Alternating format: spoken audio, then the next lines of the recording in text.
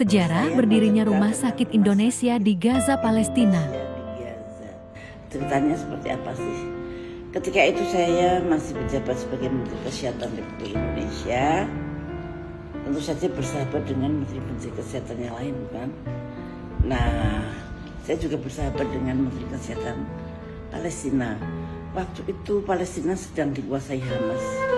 Jadi Palestina itu kadang-kadang dikuasai kubu Hamas, kadang-kadang dikuasai kubu Fatah. Kalau sekarang presidennya dari Fatah. Pada suatu saat presidennya dari Hamas begitu. Nah, pada waktu saya menjadi Menteri Kesehatan, yang berkuasa di Palestina itu Hamas.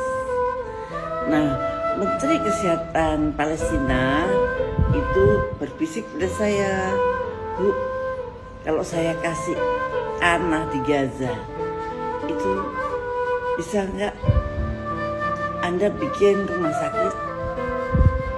Aduh, terima kasih banget, bener tanah di Gaza, bener. Iya, untuk Anda, untuk Indonesia.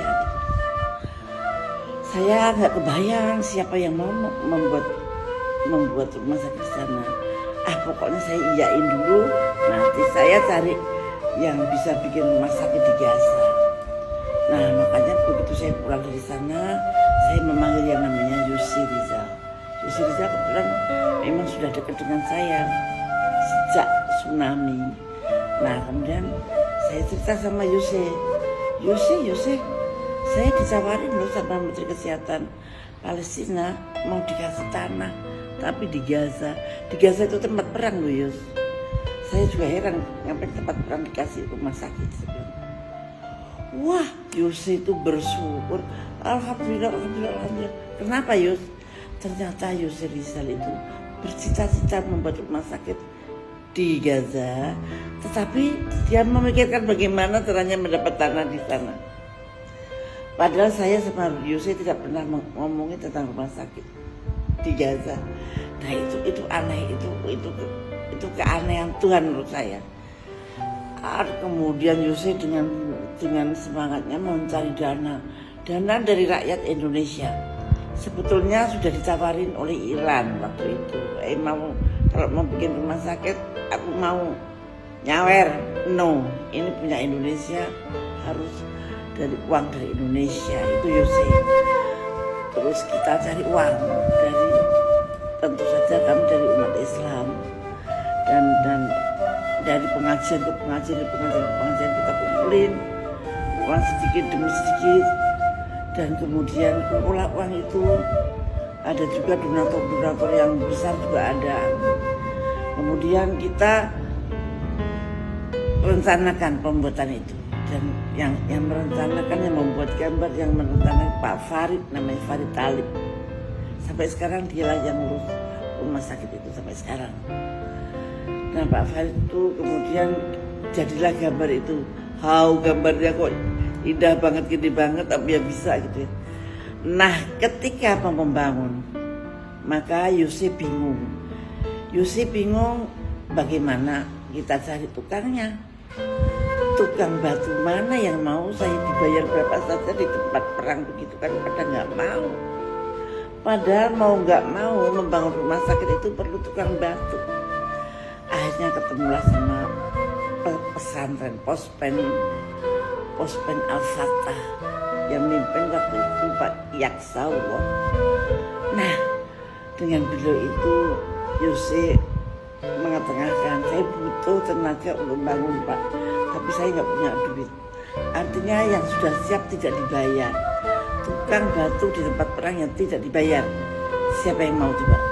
Ternyata mujahid itu banyak yang berani jihad fisabilillah. Ternyata banyak banget. Pada daftar, ada guru, ada dosen, ada sarjana semua pada daftar. Nah, mereka bukan tukang batu, maka mereka dilatih jadi tukang batu dulu di sini, baru diberangkatkan ke sana. Jadi rumah sakit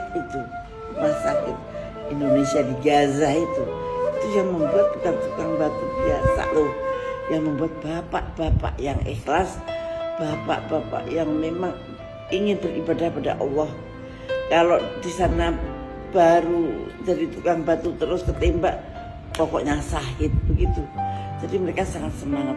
Dan alhamdulillah rumah sakit itu sudah jadi 2 tingkat. Dan ketika akan dibuat 3 tingkat, terjadilah perang Hamas dengan Israel ini. Jadi itu suatu keajaiban Tuhan. Antara yang menerima tanah, kemudian yang berkehendak pengen bikin rumah sakit, dan kemudian tenaga kerjanya itu sama masing-masing tidak ada hubungan tadinya. Jadi yang menghubungkan Tuhan. Maka Tuhan kalau berkehendak apapun bisa terjadi. Ini seperti puzzle yang disatukan. Oh iya, waktu itu kita mikir dokternya siapa. Sementara dokter dari Indonesia kita kirim ke sana, tetapi kan harus ada dokter Palestina yang ahli ini ahli itu. Akhirnya mereka mengirim 10 dokter untuk kita sekolahkan di Indonesia untuk spesialis trauma, saya kira ya, karena di sana kita akan menolongi orang-orang korban perang. Dan kami masih tetap mengharapkan bantuan Anda, bagaimana supaya rumah sakit itu bisa berjalan terus. Bantuan Anda sekecil apapun akan sangat berarti bagi rumah sakit Indonesia di Gaza.